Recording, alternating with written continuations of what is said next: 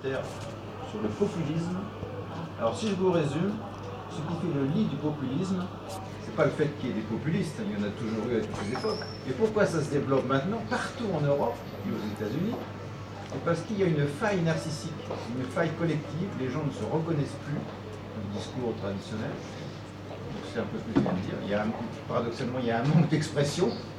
Et ça fait le lit des populistes qui, eux, parlent au nom du peuple en disant le peuple veut s'exprimer. Voilà. Je résume, elle sera sur Internet cette conférence. Enfin, moi je trouve que le mot populisme il est utilisé à tort et à travers. Non, il a un sens bien précis. Oui, normalement. Le populiste, c'est celui qui parle au nom du peuple. Oui. Il parle, moi je pense ça, il dit le peuple pense ça. Il le dit tellement fort que. Mais il pense que le peuple existe. Oui, en plus. C'est ça le problème. Ça sous-entend que le peuple existe déjà. Donc c'est-à-dire qu'il a une unité du peuple. Oui, alors c'est une abstraction en fait.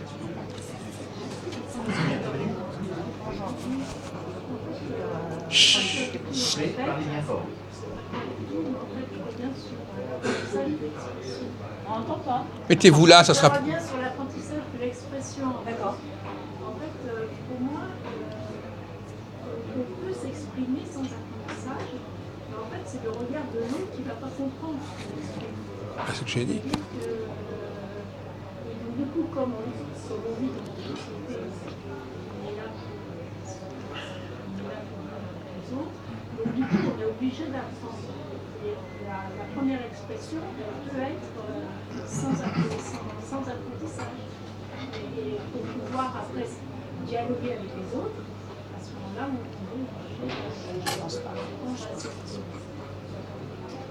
sais pas si c'est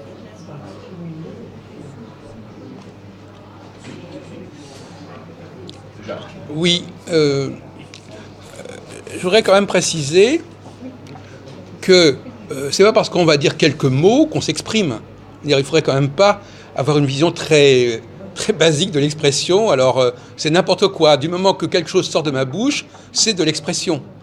Là, on passe à côté d'un phénomène de frustration. Parce que si quelqu'un exprime quelque chose, mais qui n'est pas réellement quelque chose qui vient de lui-même, est-ce qu'il sera vraiment dans l'expression? Alors, effectivement, d'un point de vue formel, je ne sais pas, par exemple, quelqu'un qui va lire un texte comme cette dame tout à l'heure, enfin, non, au moins c'était son propre texte, mais quelqu'un qui lit un texte de je ne sais pas qui, est-ce qu'il s'exprime? Quelque part, il s'exprime. Mais est-ce que son inconscient ou son subconscient aura réellement le sentiment qu'il s'est exprimé? Peut-être qu'il aura dit, mais non, finalement, oui, j'ai dit ça, j'ai exprimé ça, mais finalement, est-ce qu'il en a pour son compte? Voilà, donc finalement, je crois qu'il ne faudrait peut-être pas tomber dans la démagogie. Le nombre de gens qui sont capables réellement de s'exprimer et d'avoir la satisfaction de s'être exprimés et d'avoir dit quelque chose qui vient de leurs entrailles, en fait, qui est vraiment viscéral, je crois que c'est l'exception d'une certaine manière. Hein, on le voit par exemple au niveau de la...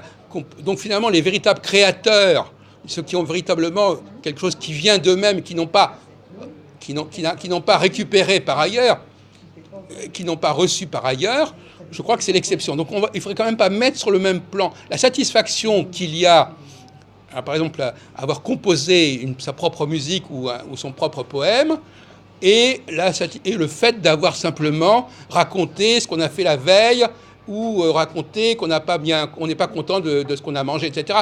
J'ai l'impression qu'on est en train de niveler complètement le mot expression et de mettre sur le même plan des niveaux qui n'ont absolument rien à voir.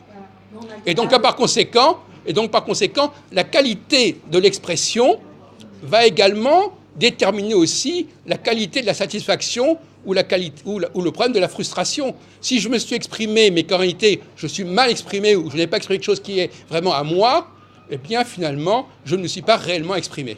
Mais c'est lui qui est attention, pas du mal. Pardon? Oui, alors. Donc je pense que là, ça dépend du niveau d'exigence. Alors, la question qui est intéressante, le niveau d'exigence de ce qu'on met pour s'exprimer. Mais je pense que tout le monde a des repères, et après c'est un vécu. J'essaye de m'expliquer, surtout par exemple, si vous êtes professeur de musique et vous accueillez un élève, et que vous le sentez d'ailleurs avec un faux artiste, mais qui dit, de toute façon pour l'instant ce que je veux faire c'est nul. Parce que je pense que pour bien s'exprimer, il faut un travail. Et il faut aussi beaucoup d'humilité, mais du travail, mais aussi de la confiance. Donc je pense qu'au début, le principal, si on répète un texte de quelqu'un, on ne s'exprime pas complètement, il faut déjà le faire avec beaucoup de sensibilité. Déjà, on le vivra de manière authentique. Et après, ça se construit. Donc je pense que c'est très long et qu'il n'y a pas vraiment de contradiction du moment qu'on est exigeant, authentique. Et ça se fait ensuite avec une construction de repères. Parce que je pense que la sensibilité de base, l'exigence, tout ça. Donc c'est vrai qu'il faut être un peu sévère avec soi-même, mais avoir confiance, parce que sinon, des fois, on ne se lancerait jamais. Vous allez dans des écoles d'art, bon, je ne suis pas prof de peinture, et d'abord, ils copient des œuvres. Et puis, ça se déclenche. Donc, des fois, ça se passe autrement, mais on fait son expérience à soi. Donc, je pense que, bien sûr qu'il faut être exigeant, mais en même temps, quand même, avec une certaine souplesse, parce que sinon, on ne ferait rien non plus. Et je crois qu'on peut faire beaucoup plus qu'on ne pense. Alors moi je voulais juste répondre, et il me semble que de toute façon quelqu'un qui s'exprime en disant ce qu'il a mangé à midi, il exprime clairement et sincèrement des émotions par rapport au goût qu'il a ressenti, par rapport à ce qu'il a avalé, s'il était satisfait ou non. Donc c'est vraiment quelque chose de personnel. Je ne comprends pas pourquoi. Sur le plan du repas, oui, mais sur le plan de la pensée, peut-être pas. Oui. Hein ?